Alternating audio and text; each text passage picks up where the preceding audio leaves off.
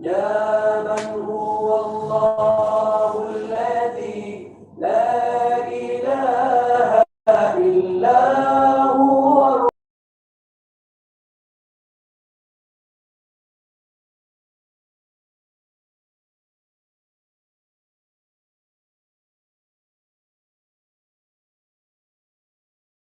Adit, tak dengar Adit.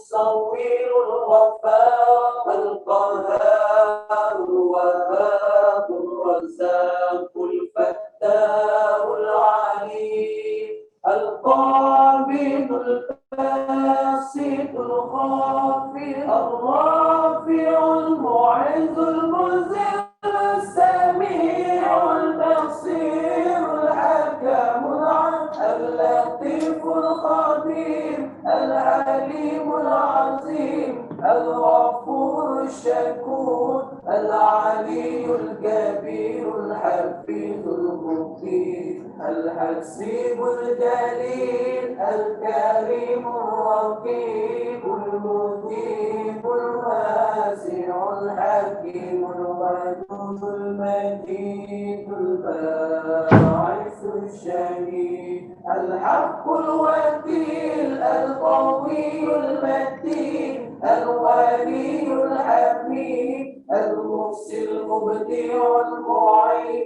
المحيي المميت الحي القيوم الواجد الماجد الواحد الصمد القادر المقتدر المقدم المؤخر الأول الآخر الظاهر الباطن الوالي المتعالي البر التواب المنتقم العفو الرؤوف مالك الملك ذو الجلال والإكرام المحسن الجامع الغني المغني المانع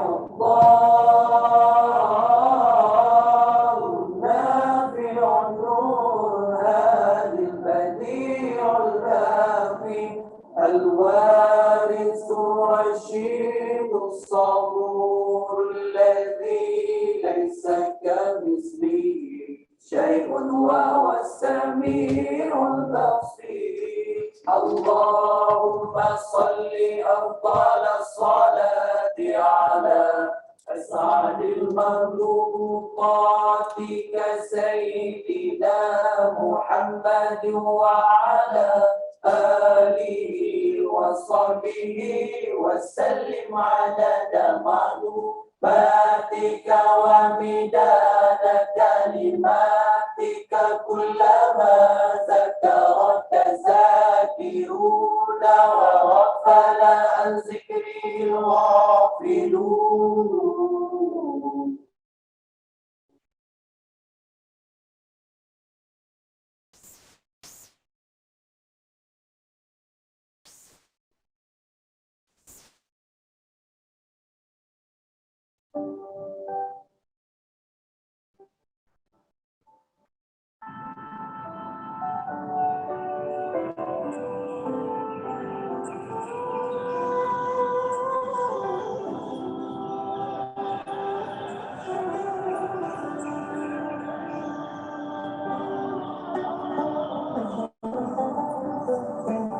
Let's lead the way, light in the future, share the wisdom to the spirit of Islam.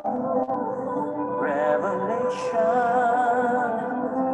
and reason shall excel, shall prevail. Merging faith and knowledge, we Khalifa, we will fulfill the amanah. Together we make the world a better place forever. Expand the culture of Iqra. IUM,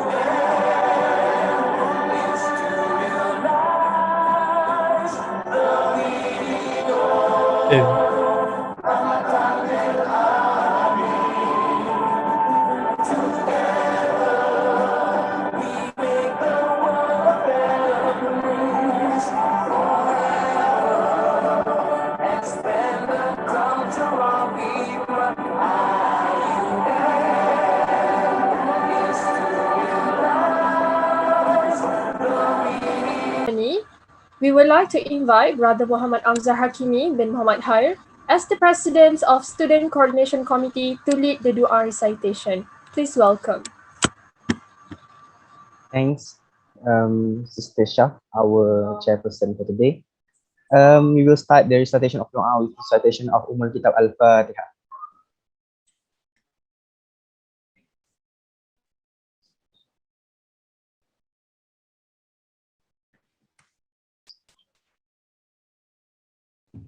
Bismillahirrahmanirrahim. Alhamdulillahi Rabbil Alamin. Wassalatu wassalamu ala ashrafil anbiya wal mursalin wa ala alihi wa sahbihi ajma'in. Allahumma lana bi husnil khatimah wa la tahtim alaina ya Allah bi su'il khatimah. Oh Allah, I beg you, we beg you of all good things which pertains to this day and days hereafter, and seek your protection from all evils which pertains to this day and days hereafter. Allahumma ya Allah, on this glorious day, in conjunction with the closing ceremony of CFS Festival and Dean's Cup, we uphold our hand to pray gratefully to thank you on your infinite favor to us till we can live in peace and harmony to perform our tasks and as your servants. O Allah, we ask your blessings to make these occasions in success. Allahumma ya hayyu ya qayyum ya zal jalali wal ikram. You are the mercy of the mercies and you are the Lord of the universe. Give us mercy from all your presence and shape for us right conduct in our plight. We ask you for your knowledge, which is beneficial, and sustenance, which is good, and deeds which are acceptable. O Allah, help us to remember you, to thank you, to worship you in the best of manners. Forgive us, have mercy upon us, guide us, give us health, and grant us sustenance. O Allah, we seek refuge in you from undesirable manners, deeds, and aspirations. Rabbana atina fid dunya hasanah wa fil akhirati hasanah wa qina adzaban nar. Allahumma inna na'udzu bika minal baras wal jununi wal juzami wa min sa'il asqam. Sallallahu ala sayyidina Muhammad wa ala alihi wa sahbihi wa sallam. Walhamdulillahi rabbil alamin. Thank you. Amin, amin, ya Rabbal Alamin. Thank you to Brother Amza for the dua recitation. Next, we would like to invite Brother Muhammad Hakim bin Abdul Malik as the Program Manager of CFS Festival.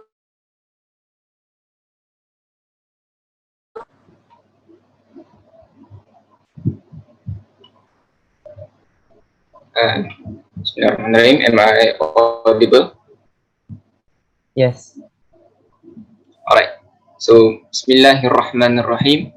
Alhamdulillahi Rabbil Alamin. Hamdan shakirin. Hamdan yuafi ni'amahu wa yukafi'u mazidah. Ya Rabbana lakal hamdu kama yanbaghi li jalali wajhikal karimi wa azim sultanik.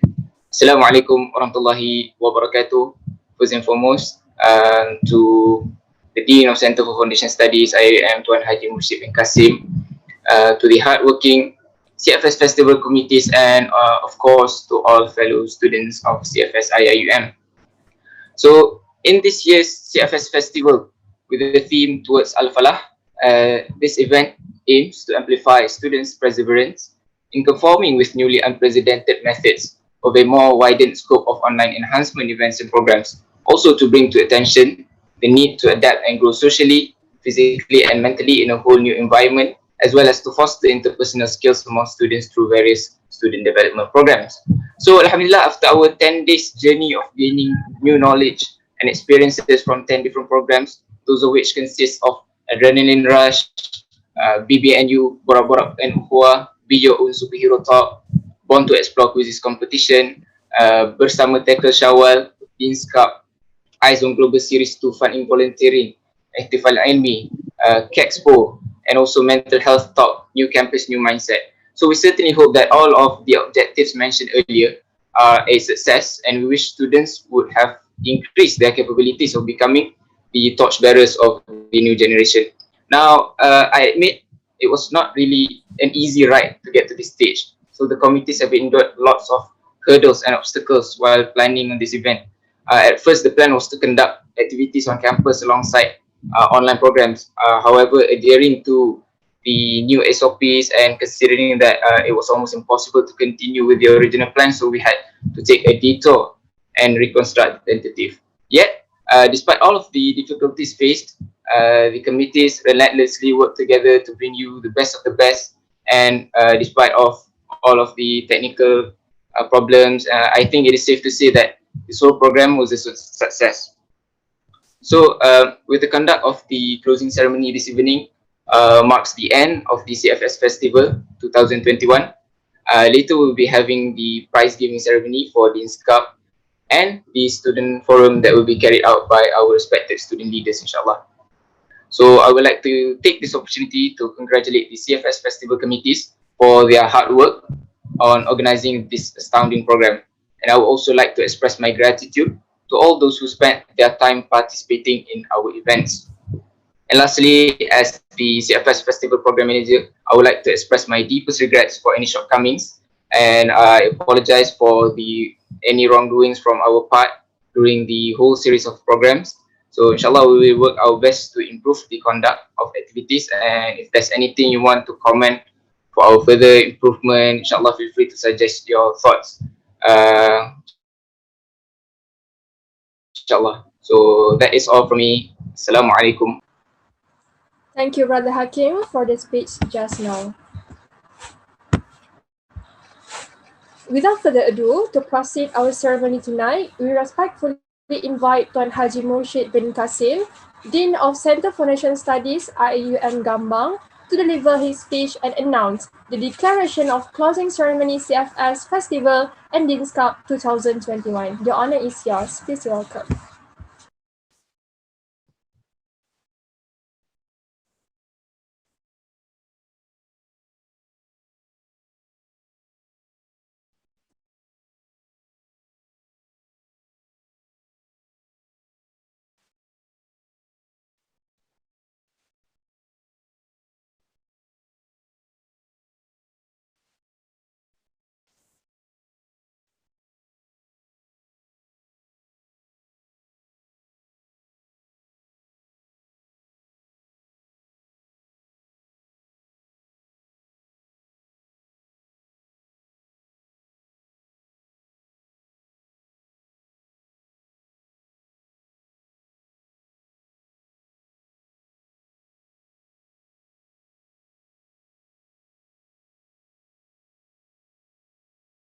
I'm sorry, sir. I think you are muted.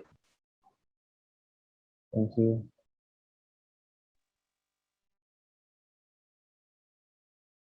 Bismillahirrahmanirrahim. I thank you, brother and sister MC.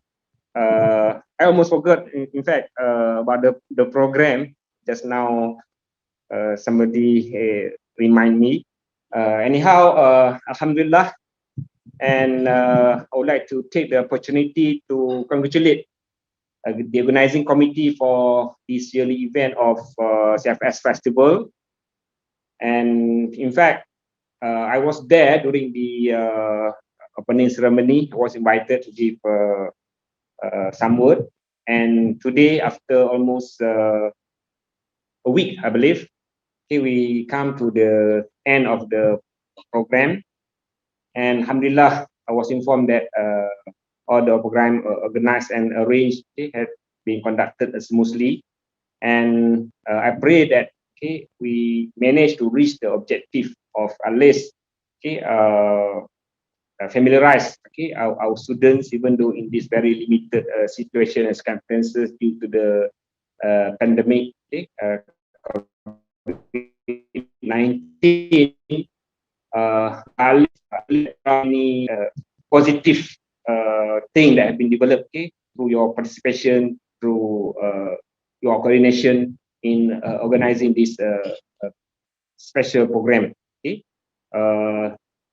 Even though we are at distance from one another, but I believe that the skills, especially the soft skills, in which is very important, in which they are not available mainly in the normal classes,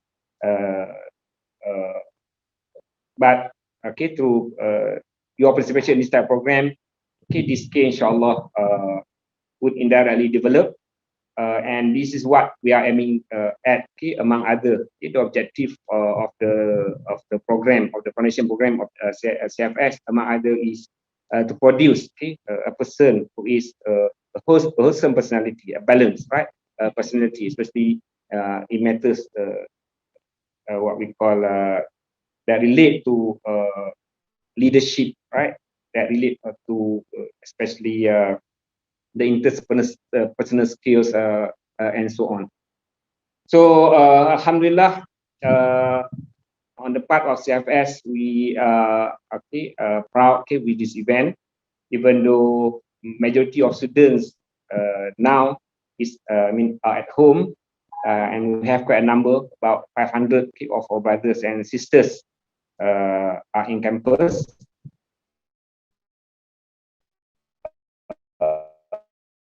And of course, beginning from on Wednesday, we will be in almost a total lockdown. And in fact, currently we are in the PKPT status for Kuantan, and that really limits our movement, even though what we call we are there in what we call in the campus, but still we cannot have our face-to-face hybrid mode of discussion. So in other words, our brothers and sisters are following the online classes as what you are following from home, the RTL mode, and inshallah, let's pray together that hopefully this pandemic would be overcome as soon as possible. And the thing is that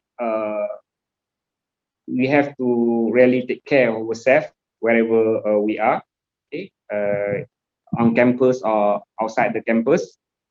Try to follow the SOPs and move on with whatever means and opportunities available, especially in following classes, discussion, completing and doing the task and assignment given by lecturers, whether it is in a formal modes or informal modes. Hopefully we can bear with it, and inshallah within few more weeks we'll be completing the semester, and eventually we have our end semester examination. Again, this time around it's going to be fully on the online mode. We have prepared. In fact, this morning we had a discussion, a chat by council rector on the running of the university as well as the center. Regulation, whatever policy, whatever SOP that are relevant to us as imposed by the relevant authorities. So once again, congratulations to everyone and those who participated directly or indirectly to the success of this program. And we pray that Allah would bless all of us and give a barakah to whatever program that we are involved with. So with that, with lafaz Bismillahirrahmanirrahim again, I hereby declare that the CFS Festival is officially closed. So thank you very much. Assalamualaikum warahmatullahi wabarakatuh.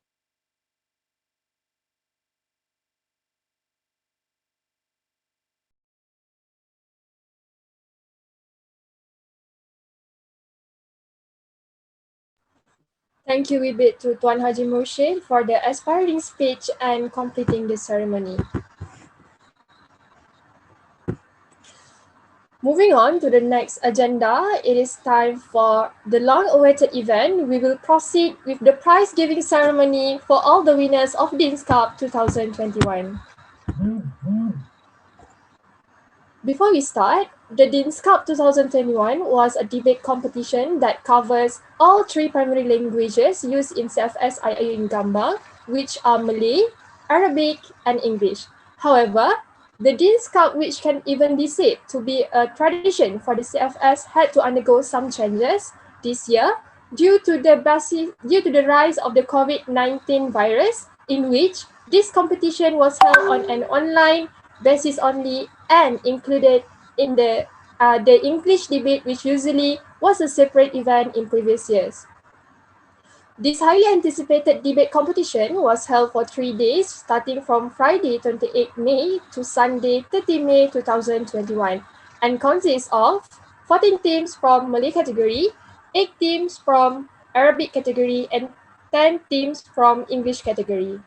For your information, the recipients of the top 5 best speakers for English language will receive special certificates and extra star points, which the best speaker overall will receive 30 ringgit cash per person. The semi-finalists for each language also will receive 150 ringgit per team. For the grand finalists, the first runner-ups will receive 235 ringgit per team for each language, while the champion of Dean's Cup 2021 will receive 300 ringgit per team for each language alongside the certificates. ولذلك وبدون إضاعة الوقت سنبدأ بحفل توزيع الجوائز لفئة اللغات العربية.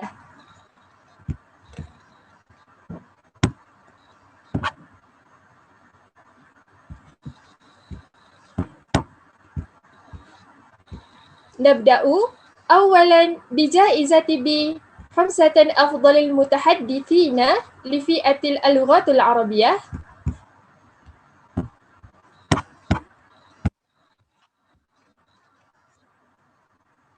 وفي 5 فاتو الفنسوري بن محمد إيسا ومحمد حازم بن هارون. و4 نور عزة فاسحة بنت زهري. وثالثة نور الأماني زافرة بنت فوزي. وثانية عبد الرحمن بن نور محمد. وأولى نور أكيلة بنت برحة.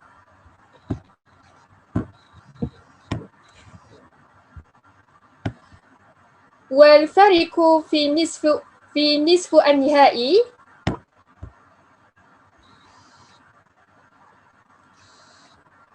المجلس بدعوة الأستاذ محمد إكمال حكيمي بن محمد حلمي ليلقي بعض والإعلان عن الفائز Dean's Cup 2021 فليتفضل مشكورا. بسم الله الرحمن الرحيم. الحمد لله رب العالمين والصلاة والسلام على أشرف الأنبياء والمرسلين وعلى آله وصحبه أجمعين. Thank you Miss MC, Sister Nur Shafika, Tuan Haji Mursyid Kasim, Dean of Center for Foundation Studies, committee members, brothers and sisters. Allow me to continue my speech or my comment here with in Arabic language. So, Assalamualaikum.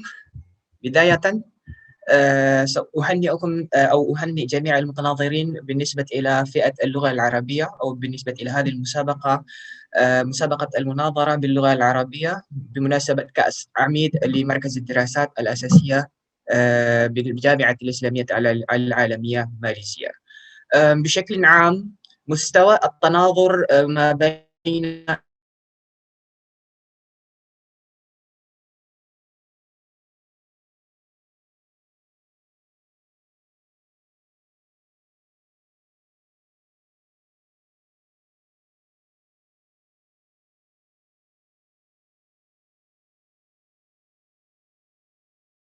لعلكم تستفيدون كثيرا من مشاركتكم في مثل هذه المسابقة،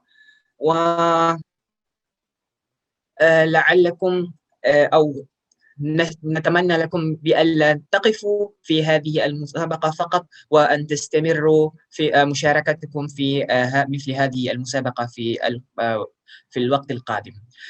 بالنسبة إلى الجولة النهائية لهذه المسابقة التي قمنا به في مساء اليوم في تمام الساعة 4:15 عصرا، والذي يتناظر فيه الفريقان، الحكومة يمثلها فريق بي والمعارضة يمثلها فريق باسي، حول المشروع إدمان وسائل التواصل الاجتماعي مثل تيك توك وسناب شات وإنستغرام وغيرها مرض عقلي.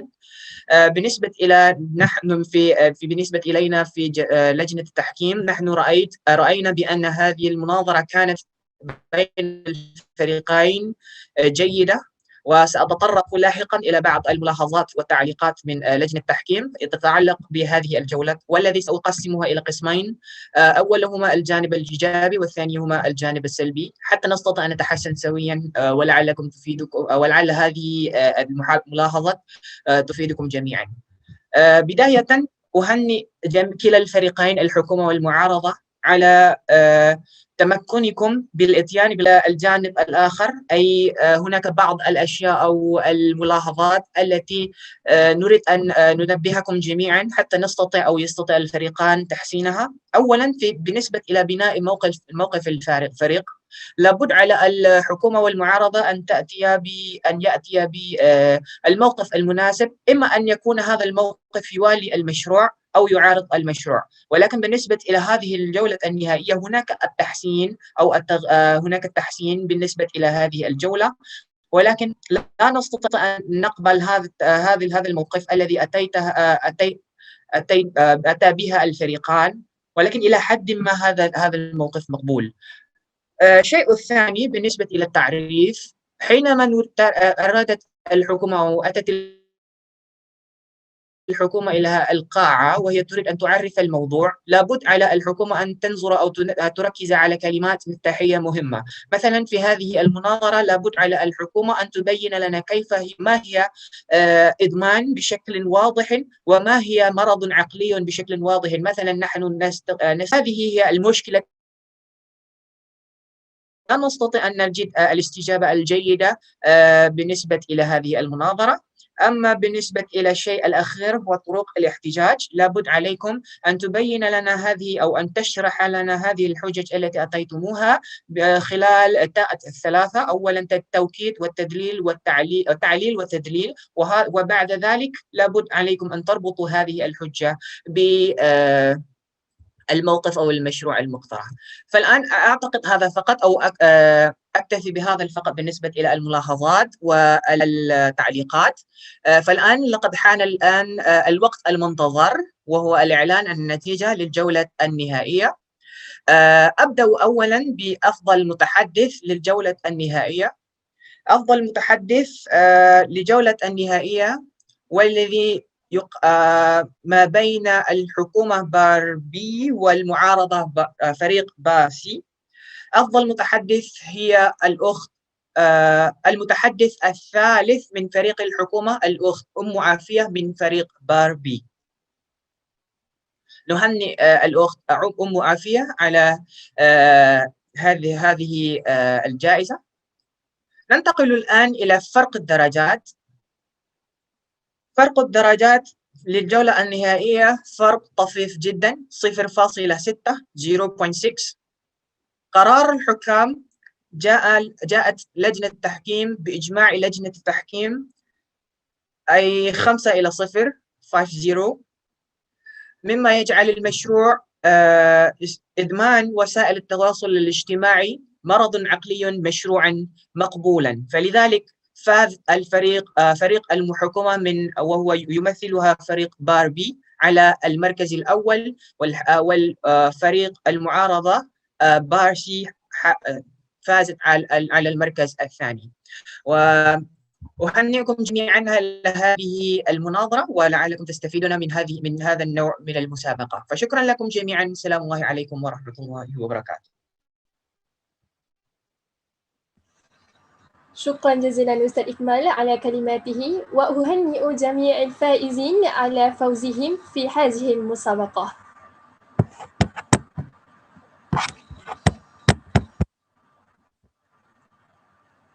Alright, ladies and gentlemen, next, moving on to English category of Dean's Cup 2021. The Dean's Cup committee is honored to confer these awards to the top 5 best speaker and semi-finalists of Dean's Cup 2021. Without further ado, these are the aspiring speakers list and semi-finalists.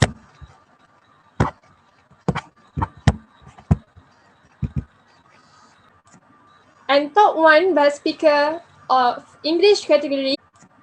And top 1 best speaker of English category Dean's Cup 2021 goes to Muhammad Adib Shahmi bin Muhammad Bahari. For the semi-finalists of Dean's Cup 2021, first team is Econs A, consists of Humairah binti Kamaruzaman, Erdina Maisara binti Muhammad, and Sister Nur Irina Safia.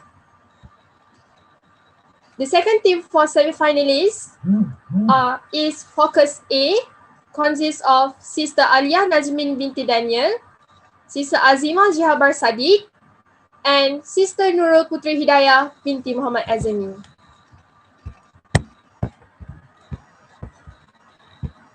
Congratulations to all the recipients.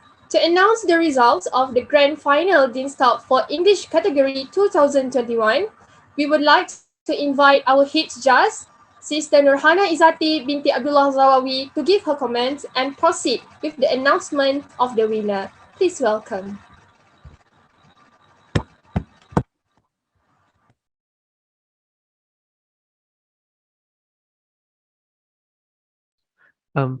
Assalamualaikum warahmatullahi wabarakatuh. As you know, I am not Hana Izati binti Abdullah Zawawi. I'm Imran Shafiza since Hana is not available. But since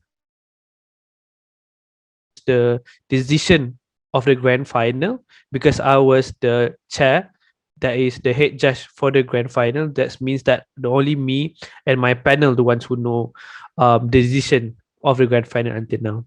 So before we go to the general decision, in terms of the general commentary that I shall give on behalf of Sister Hana Izati is firstly, in terms of potential talent, we think that from the perspective that we see from IUM Gambang, and for the students that currently doing their bachelor degrees, we can see there's a lot of potential that we saw from the CFS students in terms of their English debating skills, in terms of their manners, in terms of their contents, in terms of their strategy, which we think is really beneficial and can help our English debate clubs, our university English debate clubs, to do well and to do further in future upcoming tournaments. That's why probably when they fortunately able to get into their degree intake, then probably we can have some level of recruitment process for us to have like the new generation to take over of the currently English debate club of our university. Second commentary that we have is in terms of the judging perspective. So in terms of the judge, we agree that we don't have that much access numbers of judges in terms of judging the English category, but however, we appreciate the fact that all judges are able to fulfill their responsibility and take their time for them to able to judge. So we think that is really helpful. Also, we think that in the judging process, it's not that the judges we purely judge, but we also give some level of personal feedback, new knowledge and new techniques then you can learn from the feedbacks that you can learn from your past rounds, that we think is very beneficial for the CFS students to take it as a lesson for you to improve further. That's all in terms of the commentary. Now we shall carry on with the decision for the grand final of the English category.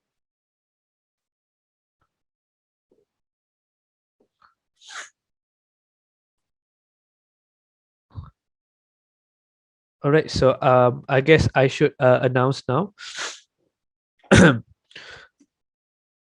So in the in the grand final, on the government side, we have Milex B, whereas on the opposition side, we have METC A. After a very thorough discussion between me and the panels, and after we have witnessed a very excellent debate on a margin of 2-1 split, the champion of the English category goes to METC Milex B, the government side. So Muhammad Shamil Haikal bin congratulations to Muhammad Shamil Haikal bin Sharul Nizam, Nur Adam Shami bin Samril, Imtiaz Haidar bin Kararuddin. And for the runner-up is METC A, Congratulations Muhammad Adib Syami bin Muhammad Bahari, Muhammad Farid bin Hisham, and Daniel Hakim bin Khairuddin. And the best speaker is the Deputy Leader of Opposition, Brother Muhammad Adib Syami bin Muhammad Bahari from MCA. Very huge congratulations. That's all for my part. Thank you very much. Thank you for the comments and also the announcement of the winner for Dean's Cup English category. I would like to congratulate to all the winners for the English category winners for Dean's Cup 2021.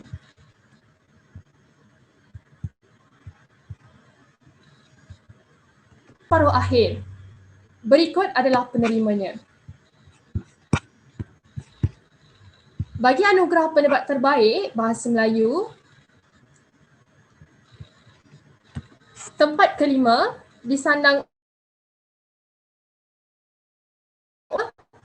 Muhammad Ali bin Abdul Muttalib dan yang kedua Muhammad Amirul Nazmi bin Abdul Aziz. Tempat keempat Nur Afiq Ahlami bin Abdul Said dan Irfan Hakimi, dan tempat ketiga Irfan Hakimi bin Syukri. Tempat kedua jatuh kepada Muhammad Afiq Irfan bin Sopyan, dan pendebat terbaik keseluruhan jatuh kepada saudari Hamizah binti Hamzah.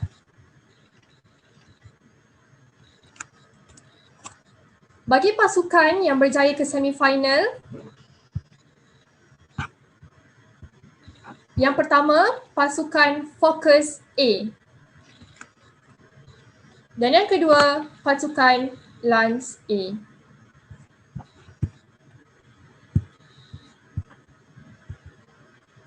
Tahniah diucapkan kepada semua penerima anugerah pendebat terbaik dan peserta yang berjaya mara ke separuh akhir. Maka tibalah masa yang dinanti-nantikan, iaitu pengumuman Johan dan Naib Johan bagi pertandingan Piala Dekan kategori Bahasa Melayu 2021. Oleh itu, majlis dengan penuh takzimnya menjemput Ketua Hakim bagi pertandingan akhir debat Bahasa Melayu.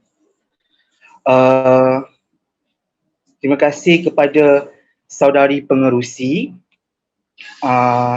Terima kasih juga diucapkan kepada Tuan Dekan Pusat Asasi Universiti Islam Antarabangsa Melayu, Tuan Haji Mursyid bin Kasim, dan juga hadirin dan hadirat sekalian. Baiklah, sebentar petang tadi telah pun berlangsung pertandingan akhir debat Bahasa Melayu. Dengan usul dewan ini akan mengalihkan usaha pemberian vaksin kepada sektor swasta. Debat sebentar tadi telah pun diketuai oleh Ketua Hakim debat akhir, iaitu Anik Kawim, bersama 4 lagi juri. Antara rumusan yang saya boleh berikan untuk perdebatan sebentar tadi ialah, pertama, perdebatan sebentar tadi merupakan perdebatan yang sangat sengit. Kedua-dua pasukan memberikan ulasan dan juga hujah dengan baik dan mampu untuk mengolah isu tersebut dengan baik. Namun begitu, komen saya kepada para peserta akhir ialah mereka perlu memperbanyakkan bacaan terhadap fakta-fakta, lebih-lebih lagi ianya merupakan isu terkini. Beserta struktur hujah perlu diperbaiki dan struktur bidasan juga perlu diperbaiki dengan lebih lagi supaya debat dapat disampaikan dan juga mampu untuk convince para hakim terhadap hujah yang ingin disampaikan oleh para peserta. Baiklah, itu sahaja komen daripada pihak saya. Dengan pertemuan di antara kerajaan Press A dan pembangkang milik A dengan margin 1.25, usul dewan ini akan mengalihkan usaha pemberian vaksin kepada sektor swasta. Baiklah, saya umumkan dulu pendebat terbaik ya. Pendebat terbaik bagi pusingan akhir ialah Saudari Hamizah, Menteri Pertahanan daripada pasukan Milex. Seterusnya, keputusan. Usul sebentar tadi dengan juri 41 margin 1.25, usul Dewan ini akan mengalihkan usaha pemberian vaksin kepada sektor swasta ditolak. Pemenang, tahniah diucapkan kepada pemenang pasukan Milex A, dan juga tahniah juga diucapkan kepada naib juara iaitu pasukan Praise A. Sekian, terima kasih daripada saya. Terima kasih diucapkan kepada saudara Aiman Ashik sebentar tadi, dan sekalung tahniah saya ucapkan kepada semua pemenang setiap kategori satu.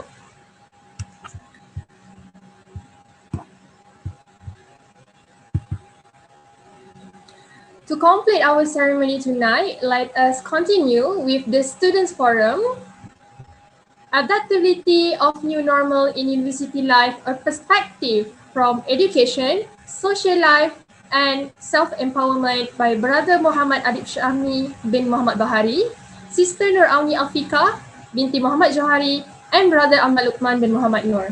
To continue this session, I would like to pass this event to Sister Anissa Batrisha as the moderator. Please welcome.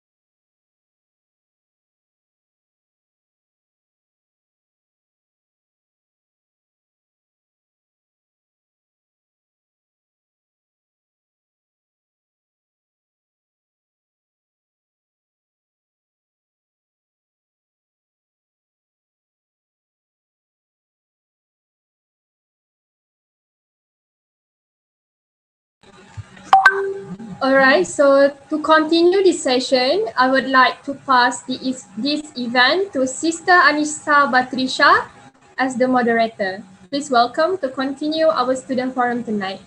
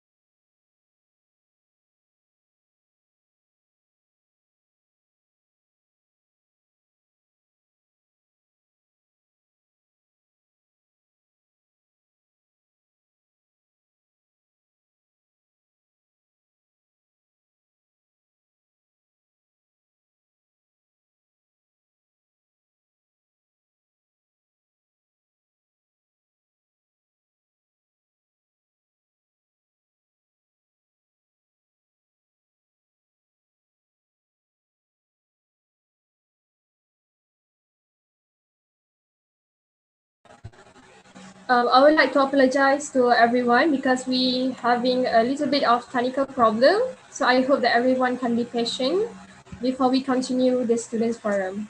Thank you.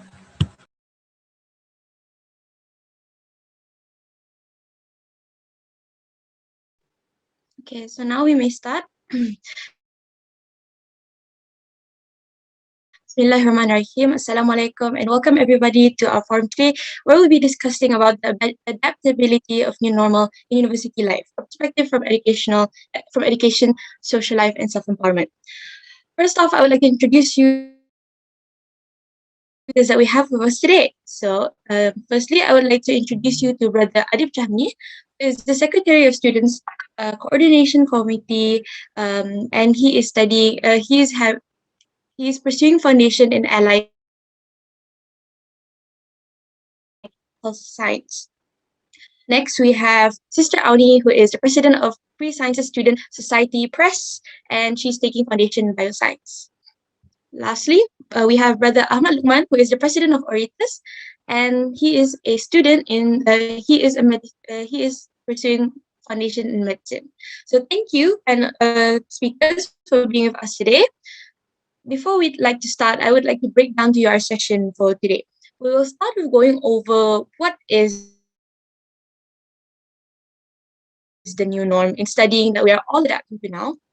We'll be asking the speakers regarding their experience in adapting to this new environment as students and student leaders as well.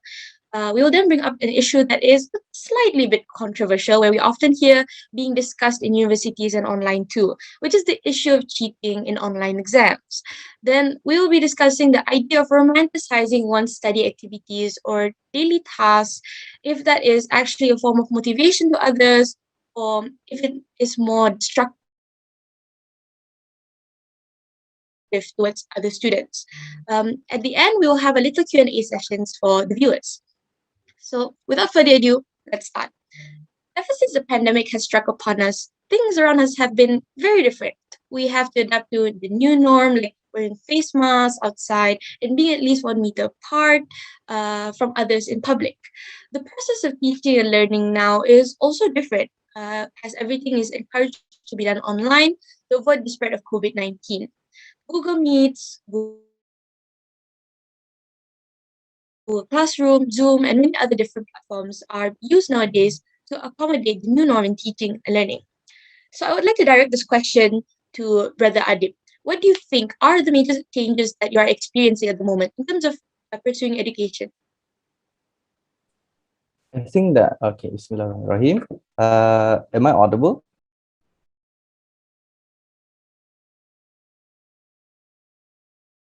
Am I audible?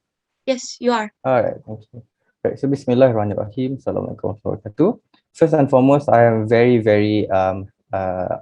I feel very happy to actually attend this honorable forum between us all into this student forum itself. I think that today is a very good opportunity, even though it's on a Sunday. We can actually utilize our time now in order for us to actually dive into some very critical aspects as students nowadays. Talking about the new normal, I think we go back to how we actually adapt in this new normal. I think in many perspectives, especially in our terms of focusing whether in education, focusing in social life, or even self-empowerment.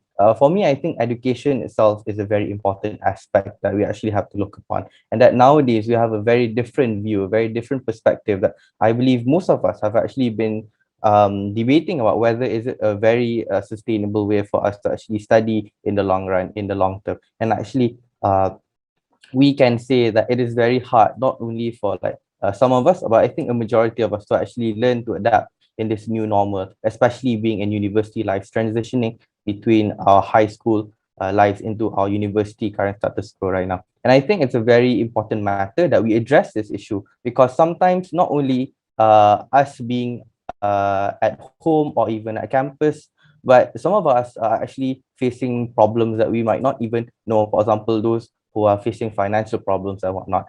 But honestly, in my perspective, I think that education is a very important matter that we should actually address not only outside of the classroom, but also inside of the classroom itself. The conceptualization of the adaptability in education is a very important matter, because not only does it affect in the short run, because for example, we have our test assignments, but probably in 10, 20 years to come, we might not even know that we could also adapt to a situation or environment where we still have to adapt to online learning, even though the COVID-19 pandemic is over. And I think when we address this issue, we shall actually take into context many with self-learning and also time management and so forth. And when and the new norm actually added kind of like make it more amplify the challenges more, where in terms of time management, where we have to manage our self-learning. Actually, for me, like self-learning is a good idea, and somehow we enjoy the idea of pre-recorded video where we can actually watch the video, watch it over and over again with our own pace, without the pressure of have to focus and catch up everything in the class. But also when there is no friends with you and you are not with your lecturers and everything is you have to do it independently, it's a real struggle for all. It leads to many things more, and it's a challenge that I believe that not only for students, but also the lecturers and management to do their best to ensure that the education will still running smooth, even though this pandemic hit it hard. Yeah. How about Brother Lukman? I would like to get your insight on this too. So thank you for the question. So as everyone know, the question asked was, the new normal, adaptability in the new normal in university life. The question was focusing on what are the changes that we have in learning. So, the concept and the idea and the purpose of this speech is for us to know and for us, to be informed of the new normal that we're facing now. And for us to expose and also, tell everyone out there what we're facing and also the hardships that we have from a student's perspective. And I think it's a very good sharing that everyone could, listen to. So the question is, what changes do we have in this new? It's a very different experience compared to what we felt during SPM years, during high school years, where a lot of input was spoon-fed to us. A lot of what we know was slowly educated along the journey of a year. But the reality is, once you step into, CFS, once you step into foundations and university, you learn a lot more, and you learn a high school's year syllabus probably in 4 months or 3 months, a very shorter period, and it takes a lot more focus and a lot more, studying to do. So this new normal where you get into this new condition, the new situation, it was surprising at first, but alhamdulillah, we all got through it, and now we're in semester 3 and we're nearing to the final stage of foundations. Now, secondly, what are the changes that happened during COVID in terms of learning? I think the biggest change that we have from physical learning as we had in semester 1. Semester 1 it was hybrid learning, but a lot of it was still physical. And then compared to semester 2 and semester 3 in terms of learning, I believe it's the lack of engagement. You have the lack of engagement between your lecturer, between your friends. You won't have your friends beside you suddenly, pushing you or asking you for stuff or asking you for sweets because he's about to sleep. And so many fun experiences and social engagements that I have in learning that isn't now realized in online learning. And secondly, we believe when it's online learning, you have a short attention span. Tell me, any person out there, how long can you actually focus in front of the computer? Because the reality is, a lot of us, when we listen to lectures, it's probably we listen probably about 30 to 40 minutes, and then our brain starts to go dimmer and dimmer, because it's really hard to stay in focus, especially during online classes, especially when you have 2 hours straight and there's no rest in between. So your mind doesn't have any rest and you just have to give attention for 3 hours straight. It's super hard. So in terms of learning, we believe it's mentally tiring, because firstly you lack engagement, you're just sitting there alone listening to the lecturer, and secondly the need to focus for such a long time with the short attention span that you have, especially because of online learning, among the biggest changes that happens. And when people talk about like how online learning is easier because it's online and you can refer to stuff, say that it's a lot more mentally tiring. It's in terms of learning, it's very tiring to focus, especially when the lecturer just talks straight for 2 hours. So those are the among the changes that I realized when you go into this new normal, into this COVID season in terms of learning. So I think that's all for my answer. I give the ceremony back to the moderator. Thank you for sharing that. I do believe that online classes are not mentally draining, and the changes in the way we obtain our education has also been a major change for me. Next, I would like to ask Brother Lukman, is your social life as a student any different now as we are adapting to the new norm? Well, thank you. That's actually a good question because like what we lack to realize is education. It's not just about studying and doing assignments, but a lot of it is about socializing. Like a lot of people remember CFS before when it was more physical. A lot of people remember CFS because of the moments that you had with your friends, because of the moments that you had, and you could walk to Darul Hikmah and study there under the aircon, and there'll also be mentors mentoring people. It makes life a lot more fun. But in this new normal, when we have like COVID, it's online. You can't really walk to Darul Hikmah anymore unless you're in CFS like Sister Auni.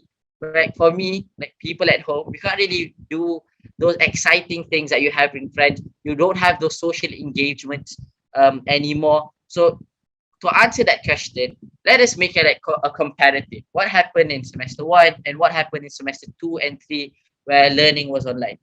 I believe like in semester 1, you could say that it was the ideal CFS experience. You could interact physically with each other, and learning was done physically too. And this was very important because you could have those moments with your friends. Because I believe what you remember from high school, from primary school, from even CFS, it's not just about what you learn. Nobody asks like, oh, why do you miss your high school? Oh, I missed it because I learned that E equals MC squared. Or I missed it because I remember in chemistry how I learned what did we learn in chemistry? But like anything that you learned in chemistry, you don't really remember that. But mostly what people would say is, oh, what do you remember from high school? Or what do you remember from CFS? A lot of people would say, oh, I remember that we had a debate tournament called Dean's Cup, and it was done physically and we walked here and there. I remember when we all used to walk to the library every Friday to study until the evening. Most of the times, you remember the moments, the social interactions, those little nostalgic moments that you have in your social life during CFS. And that is what happened in semester 1. For me, as the president of Orators, as the Orators Committee, we had a blast there. The Orators Committee was always talking to each other. We always enjoyed our meetings. Same as everyone out there. You always enjoy meetings with your group. There's social interaction. What happened, what happened in this new normal, that we have to adapt to? The thing is, you don't have those social engagement activities anymore. As much as, the biggest thing that you could do during a class or like during non-class time to talk with your friends is WhatsApp them and talk to them about stuff. You don't have that physical feeling of face-to-face with your friends, and hence you lack the intimacy and familiarity that you would have with physical socialization. And and we don't really have any choice because of the pandemic. But yeah, it's saddening to see this new normal, and you don't do those little stuff. You don't eat together at where do you eat? You don't eat together at the cafeteria. You don't eat together at SC, and so many nostalgic little moments that you don't have. So yeah, in terms of my personal opinion, my social life during Sem 2 and Sem 3 was a lot more dimmer. You didn't have that zest of socialization, the idea and the concept that people are around, I can physically go to their room and talk to them. So yeah, in terms of my social life, I believe that it got a lot more dimmer, and it lacked a lot of social and physical touch. So that's all to my answer. Thank you. Now that's interesting. I really like how you emphasized on how little moments are very important. So I guess from there, we must know that when we ever meet somebody and, you meet a group of friends, cherish them while you have, because, this pandemic was also not planned. Now we're all at home stuck. Everybody is trying to adapt with this new norm and try to understand. And we hear a lot of people like from old generation comparing that, how come that online learning is tiring when you just, open the Google Meet and you don't have even to do the physical things, and you just have to open your laptop and join the classes. But it was not physically training, but it's more to mentally train, right? And for myself, we see that how students actually try to adapt with this situation, and the only way for us to socializing is through the social media. And we see that people are benefiting from social media with making a lot more content. We see that since COVID, there is a lot more content. The TikTok itself is being more recognized, and it's quite surprising for me to see that this online study is not a internal issue. It's a global issue that every students around the world is facing. Is every students around the world are actually struggling with. So I totally I'm always engaged with them because we don't have that physical engagement anymore. So we really depend on this social. One of the representative of SEC here. So, Brother Ade, I wonder, how is the process of organizing programs for your club or society now that everything is done online? Is it much more difficult, or does it actually make things easier? All right, thank you very much, Sister Anissa. And I think this is one of the most important aspects when we talk about organizing programs, especially being as student leaders, adapting in which we have to actually not only adapt to a new normal in university life, but also adapting to the COVID-19 pandemic. And on behalf of the Students' Coordination Committee, I believe that there is a lot of work to actually be done on actually not only from our side, but also the administration and other student leaders, if not our campus, but also other campuses. And I think one of the biggest challenges that actually we face in organizing these programs is that we don't actually see eye to eye with each of our other members. And I think such that Brother Luqman emphasized on which we don't actually have meetings or not. I think that's one of the saddest things that we don't have these days. And what happens usually is that there's a lot of miscommunication problems that arise from this. And we don't actually have a necessary mean to cater to this, because the only thing that we can actually utilize now are meetings online, for example, through Google Meet, Zoom, or even, for example, in our WhatsApp groups. But that doesn't necessarily help to avoid any miscommunication programs. Any program, there are flaws that we cannot deny. But what we can do as student leaders is try to improve and try to make adaptations that help to cater to these problems. And I think most of our student leaders on campus, alhamdulillah, we've been very thoroughly briefed on how to actually organize programs in this new norm. And the contextualization that we put in this part is actually learning how to engage with people even though we can't see them eye to eye. And I think like we can see the biggest example here is, for example, the CFS Festival, and also the Dean's Cup that we actually just saw in the award ceremony just now. I think that if the CFS Festival program was organized physically on campus, it would be much different. But however, even though the program that we organize now, even until the Students Forum, I think many other challenges that we face that we cannot actually compare about on those two. But what we manage to find a new solution that actually helps to cater to these problems. And not only do students actually have to face, for example, their classes, watch video lectures, but they also have the opportunity to watch or also join programs that we organize. I believe a lot of programs that we have organized, even aside from the SEC programs or even from the university level programs, these programs, for example, I think are much relatable towards our students nowadays. For example, mental health talks, at home program or competitions, or even anything that we can actually think about. And I think most of the programs, even though it's in the terms of online, they are very interesting programs. I would say that you can even see programs that focus on actually creating arts and crafts at home, or even cooking and baking, even though we can't do that face to face. However, these programs can also be conducted online through, for example, posting on your social media accounts. And I think the organization of these organizing these programs are much benefit to students who actually face problems, for example, the need to actually meet other friends online or whatnot. In terms of organizing programs, I think there's a lot of things that we have to take into account here, such as the hardships of contacting with the other committee members, the hardships of actually contacting with the office in order to approve our programs. And those are the biggest challenges that we face. However, such initiatives that we've put forth, not only by our student leaders, but also suggestions from our other students who give a very important role in actually addressing these issues in making sure these programs give the best for our students at home.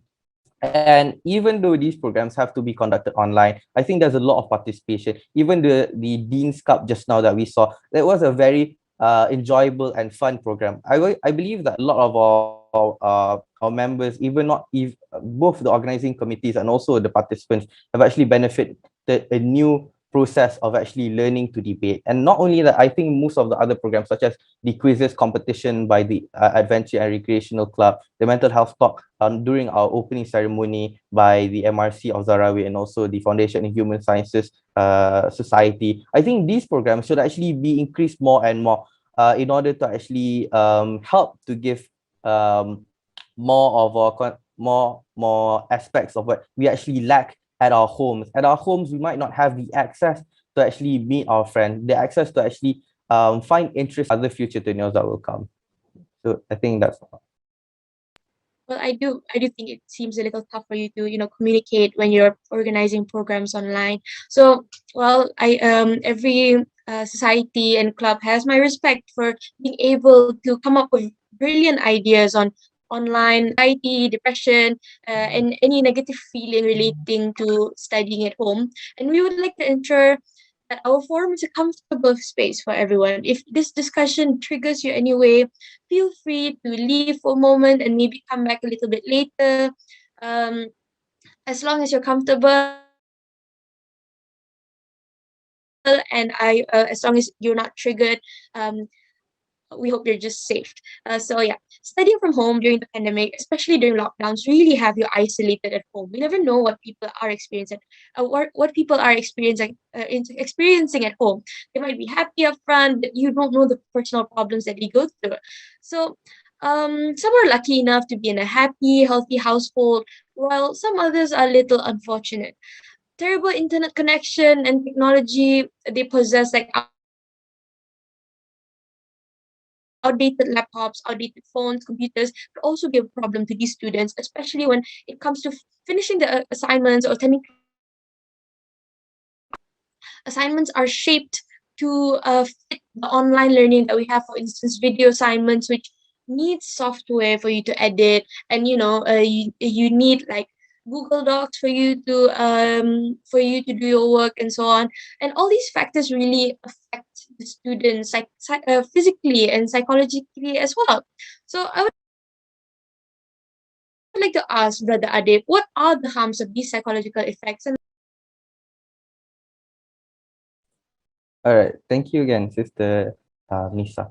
When talking about psychological effects towards students, I think that it is one of the biggest problems that not only students, even in universities, but also in high schools, and even our little brothers and sisters in primary schools themselves. Not having the required necessities to study. For example, you not having a laptop, not having a phone, or even good internet connection poses a really large problem, especially not only for students, but also for our other family members, such as our parents, in actually tackling towards these issues. And honestly, talking about psychological effects, we tend to think and actually figure out how do you actually come out of these problems. And some of these very hard points that go on in the minds of our colleagues or friends and family members these days. Whether am I equipped to do so? And if I'm not, am I doing very good? And these questions that they go on and on and on, we keep thinking about it. But even though we have the internet accessibility for sometimes to even contact our friends, we keep thinking that am I doing my best? And am I going to survive during these times? Fear, anxiety at home. And we cannot deny the fact, and we cannot invalidate those people who are having these problems. It's not something that we can simply say no to, or simply say, oh, I'll change tomorrow, because these issues have to be addressed, if not between your friends, if not between your family, also your friends. Sometimes you just need somebody to talk to. And if you're sad, and if you just feel that, oh, I'm not actually going to away and I feel like giving up, probably talk to your parents. If you're shy or you don't want to talk to your parents, call your friends, call them, just tell them, just give it everything in. Just tell them what you feel and just share with everything you want. Sometimes you need somebody to listen to your problems, and that is very hard, because sometimes we don't even have people who we trust, and probably we are scared to actually tell.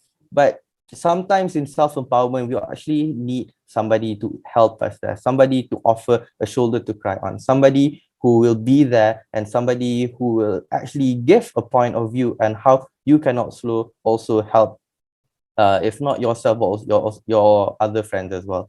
And in the point of self-empowerment, knowing that we face all these problems at home is very important. And some of us cannot even handle these problems even nowadays. Finishing 3 semesters, there might be some of our friends that even still depressed with the results, depressed with whatever we have. And honestly, don't feel bad about yourself. Even though it's wrong, even though you know that you can actually adapt, try little by little. And I think not all of us can follow simple steps of building up courage, building up confidence, but sometimes we just need to see another point of view, another perspective on how we handle these issues, these problems, if not our internally problems, but also probably external problems that we might face at home. And I think the importance of putting forth psychological problems that we face on a day-to-day basis is very important. And if you have problems, never just leave them to be. Always always remind yourself that you are the main character of your own story. Know that everything you do, even though you have to face other certain problems in life, never give up. Always find a way. Never give up every time. And that's why I like to keep on to this one motto I watched from the Robinsons movie back then when I was a kid, which is keep moving forward. So even though you're facing these problems, even though you feel that nothing is working anymore, keep moving forward. Even though your grades, for example, your quizzes are not working this week, there's still another week for you to move on and work very hard, work your very best in order to get the best grades that you want. And never forget to keep moving forward, because you are the best version of yourself. And that is why psychological effects, even though we can't actually have a similar way of handling it, know that there are many multiple ways, and never give up, because you will make a change for yourself. If not you, then who? Thank you so much, Brother Adib, for that, for your insight. And I think this also relates back to what Sister Auni has mentioned before.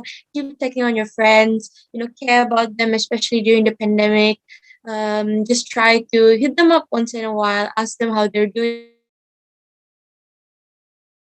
It could really change somebody's life or somebody's day. It could really make their day if you ask them randomly, hey, how are you? Are you doing fine?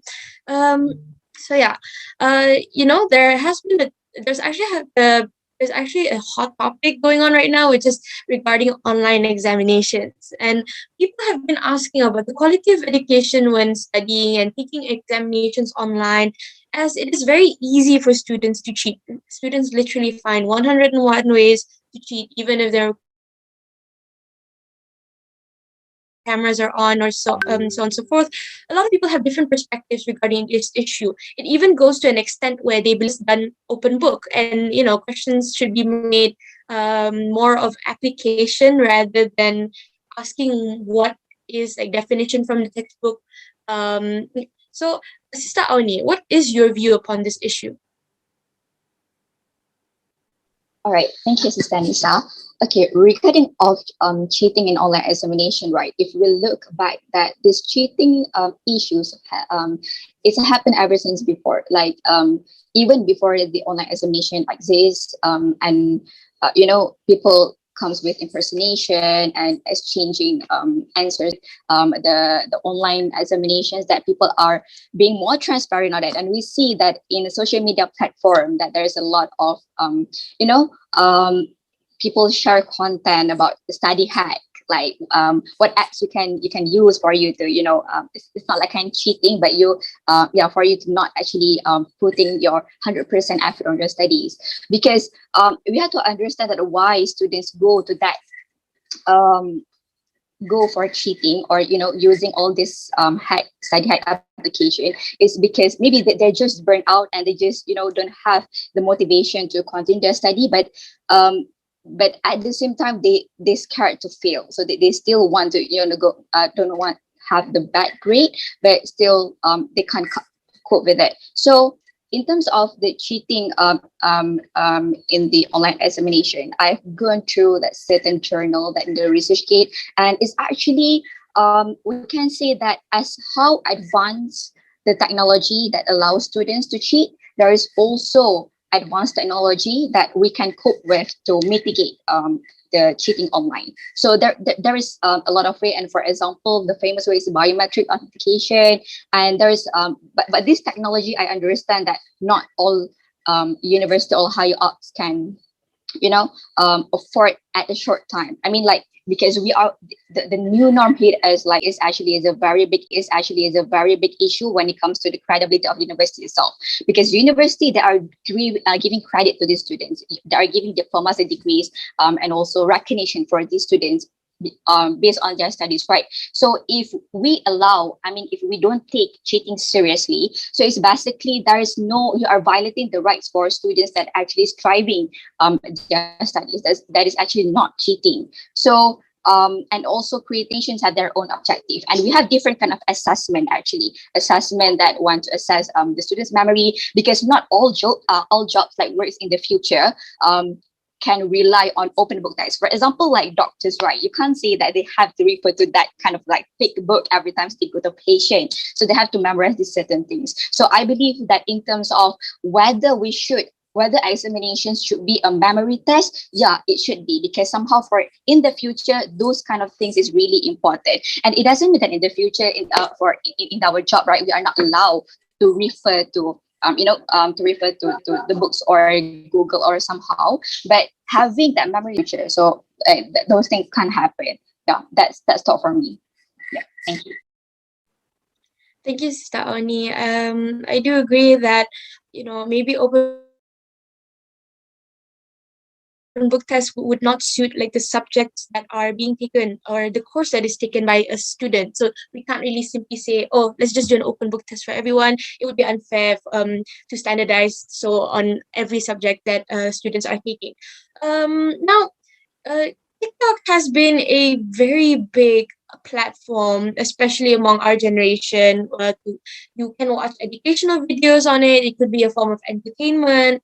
And for some people, it's actually their way of escaping, the burdens that they have as a student. They would scroll TikTok just to make themselves happy.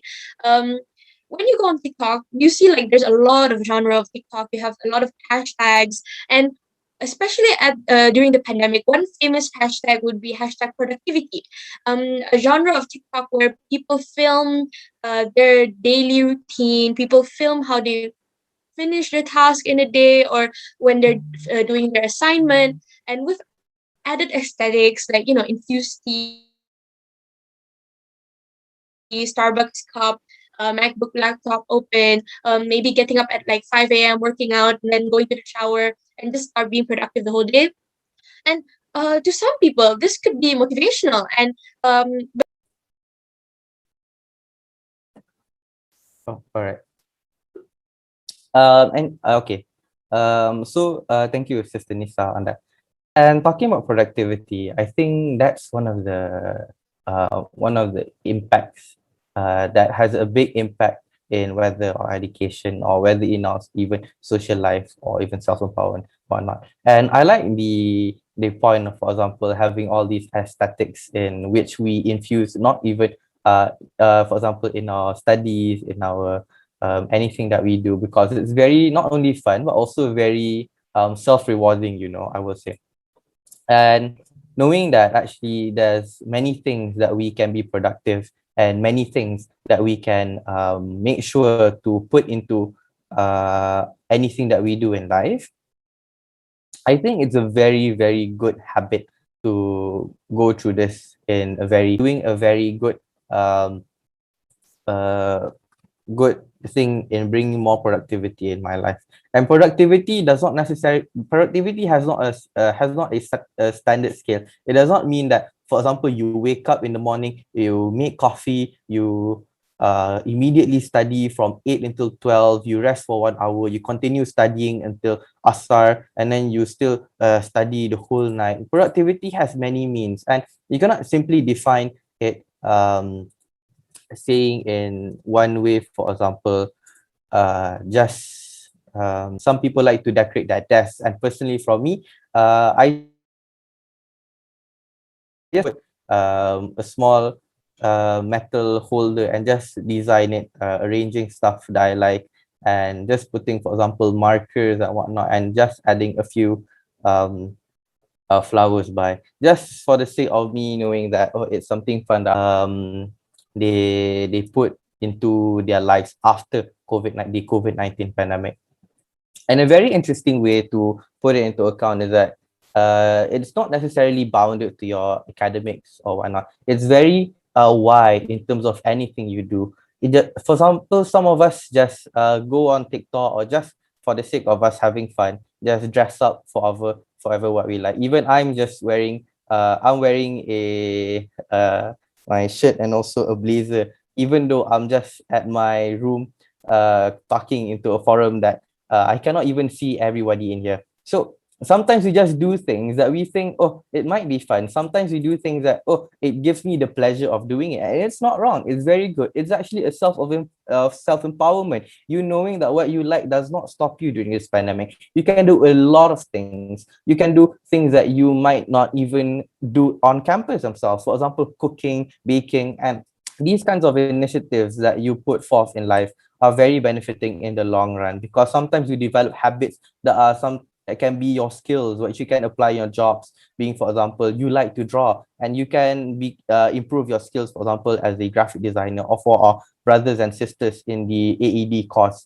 There's a lot of good implications that you can take from these kinds of habits, and I would recommend everybody to sometimes take a hobby, or just go on with your hobby even though you're busy. Just take some time in the evening to work out, to just, for example, not now lah, but anytime after the lockdown, to just stroll around, but take care, just so that you can have a glimpse of how you appreciate life. And that's why appreciating yourself is appreciating your life. And you have to take into a new diversified way of life during this new normal, and that is not wrong for you to do that. If you think that waking up in the morning, making a cup of coffee, posting it on your Snapchat or your Instagram, and people might say, oh, such a dull life you're having, don't listen to them.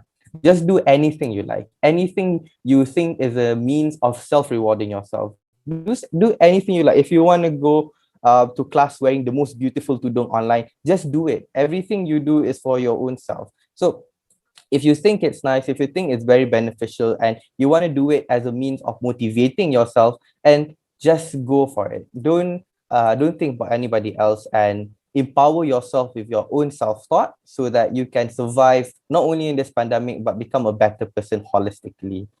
That's all. Thank you. That's a very interesting way to look at it. I'm amazed, and now I do feel quite motivated to do things that would make me happy, especially during this pandemic. And I hope other students take that as are able to accept and apply the message that you've given to us just now, Brother Adib. So how about you, Brother Lukman? Do you have anything to add? What do you think of this, these kind of TikToks?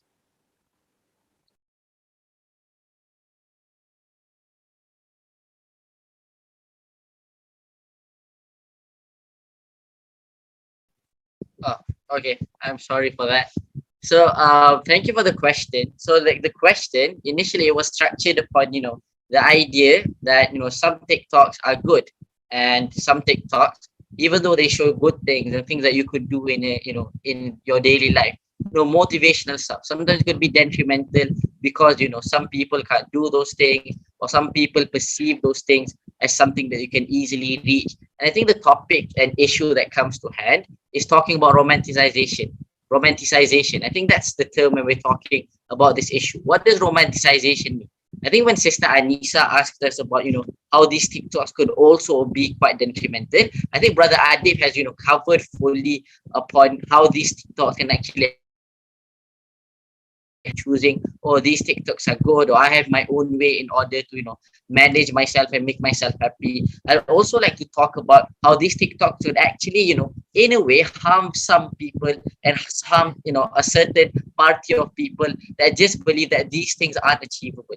So this is under the issue of romanticization. What does romanticization mean? Romanticization means the propagation or popularization of a certain idea until it creates fake expectations for people. For example, you always have romanticization of people working out. You have people working out and then, oh, I work out and I will have this body. I work out and have a beautiful and perfect body, and you see them giving you tips on what you should do and what you should not. But the reality is you won't achieve that body look, and you won't achieve that perfect body, like body partition, in just 1 day or 2 days or even months. It happens after years and years of work, and it actually takes a lot more work than what the TikTok perceives. So what happens at the end of the day is, even though that this is good, it gives tips, or look at me, I'm doing a workout, I have a healthy body. The reality is sometimes it gives fake expectations to people in order to achieve something. And what happens then is people are great incentives to let people start their day with something extra. You're going to have a cup of coffee, you're going to have something, anything aesthetic. But some people, it actually makes them more stressed and more depressed because these things don't really help them in their busy schedule. It sometimes gives a fake expectation to them, and this is what you would call a romanticization, an over romanticization of a certain subject.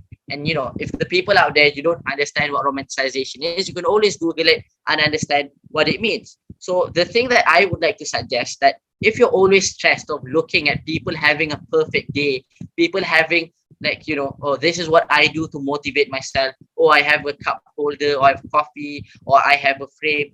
If you're the type of people that you're stressed by looking at that, because you understand that you have those things and it doesn't help you, work is continuously piling up, and people are continuously asking you questions, asking you to do works, assignments are piling more and more. I always suggest for you to also look at the TikToks where people actually tell you the reality and gravity of what is actually happening. A lot of TikToks also show you how stressed they actually are in studying. A lot of TikToks also tell you that, oh, studying is actually stress, and and this is the reality. I'm stressed right now, and they tell themselves what their problem is, and people can see that other people are also suffering sometimes, and the reality isn't as nice or isn't as utopian as you can see in TikToks. So I think if you're stressed out there by these perfect lives that these people show, always have an incentive to look upon the TikToks where people do tell about their problems and people do put forth anything that they feel. And in addition, also make your own TikTok to tell people that yes, learning in a certain sense is also stressing too.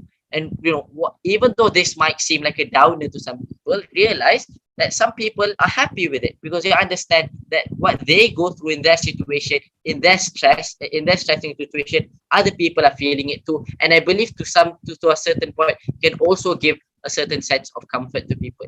So yeah, that's all. Thank you. Thank you for that. I do agree that there is a part of TikTok that people are being super transparent about their situation, and at times people can find that comforting rather than seeing a much more ideal ideal lifestyle as a student. So Sister Auni, I am an avid follower of your workout videos on Instagram. So I would like to know your. All right. Thank you, Sister Lisa. Yes, I do agree with both Adib and also Luqman. It's true that in the positive side, we should go with what Adib said, and in in a reality, what Luqman, Brother Luqman has mentioned is also happened. So for me, like, we have to understand that where all this come from. That of course, before this, social media is always present life, and people are being more insecure. Okay, so is it how the standard of life should be? So it's like it's creating a standard of if we always about beauty standard, so this is life standard that everyone should have that aesthetic kind of life.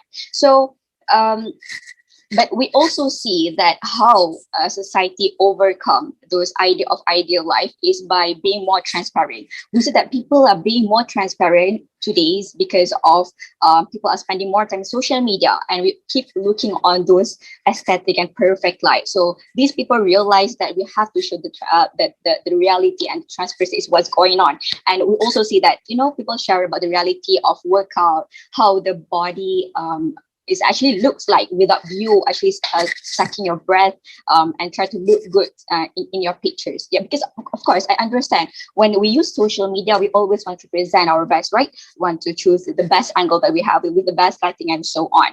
But we also have to look on this side of that is the only engagement that we can have right now. Like, you have to understand that today that there is the way where we want to socialize is by I'm not saying that by posting all of this, but it does make us happy, and it does make an engagement between us and friends, and between us and also people out there, right? So um um the idea of be more transparent and so on, I think also creating insecurity for people to actually post this thing. For example, like at the very first, we understand people are always posting positive things, and we comes to be more transparent. And when people become more transparent, and right now people are being insecure of, if I post this, it will make people hate me because I'm trying. Am I trying to present that my life is perfect? So it creates another insecurity of it. So I think this is something that we need to fix as at a personal level, that everyone need to understand that the social media is yours, and you should be happy with what you're doing. You have you have the power, and you have the right to post something that do make you happy. And for people that found this is quite uncomfortable for them to see, right? For example, you see a lot of workout videos, because the social media works with algorithm. They only shows you what you're interested on. So if you keep see on that kind of post, that is what the social media will show you. So if you find that is uncomfortable at certain level, maybe for people, I took example of workout lah. So they want to start workout, so they see more of the video of workout, but at one level they find that this is very detrimental, because it keep telling me that how can these people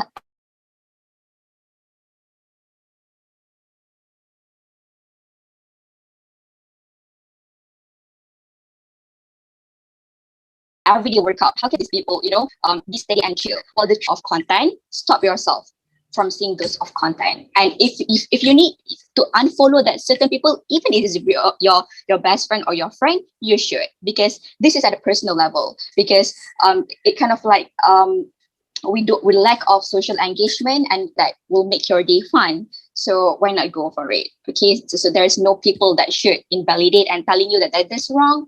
And if you find that that is something that wrong with you, so you should realize that you should stop seeing those things at your content. Yeah, that's it for me. Thank you.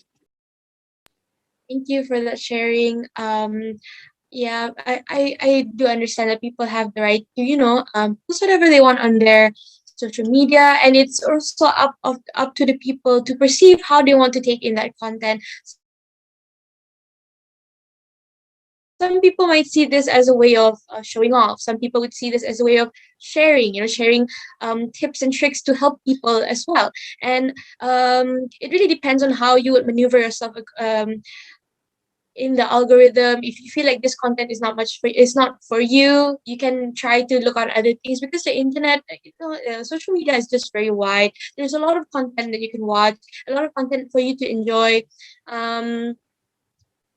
And I believe that is good that now people are more vocal about their feelings online. You know, some like at first we have social media to portray the ideal things of the ideal ways of things, right? But now people are becoming more vocal on the way they're feeling, on the situation that they're having, and it's a good thing because now it makes us it kind of lowers that standard that we used to have in social media where everything has to be perfect. You know, your body has to be an hourglass figure, your grades must be like people who are smart have like the most perfect life, and having that ideal standard or that bar really high up is quite detrimental, and it's really refreshing to see that it's now done different on social media. We're now we have gone over the discussions that we're supposed to discuss in this forum, and we're supposed to have a Q&A session, but looking at the YouTube comment box, I believe there is no questions asked. Therefore, would like to conclude that this forum had been very insightful and it could be, and I hope the viewers have found something that was any wrongdoings from my behalf. And thank you, speakers, for being able to be with us today. You guys are super amazing, and I would like to pass the floor back to the MC. Thank you.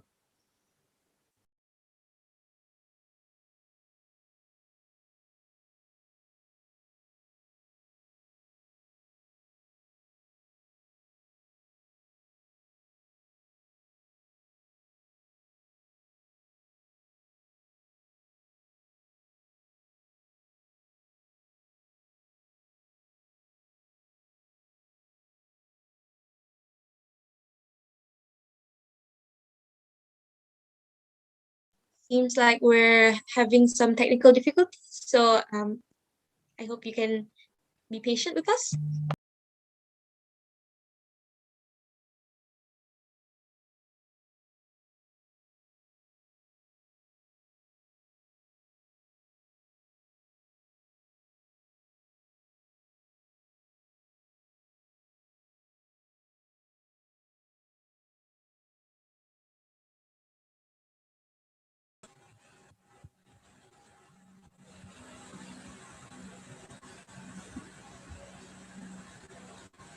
Thank you to Sister Anissa. I hope that everyone will be beneficial from tonight's session, and thank you to the moderator and all speakers too. Alhamdulillah, we have already at the end of our ceremony tonight. To mark the end of today's ceremony, on behalf of the CFS Festival and Dean's Cup Committee 2021, we would like to extend our sincerest gratitude to all the attendees here for being part of this auspicious program. Thank you, and Assalamualaikum warahmatullahi wabarakatuh.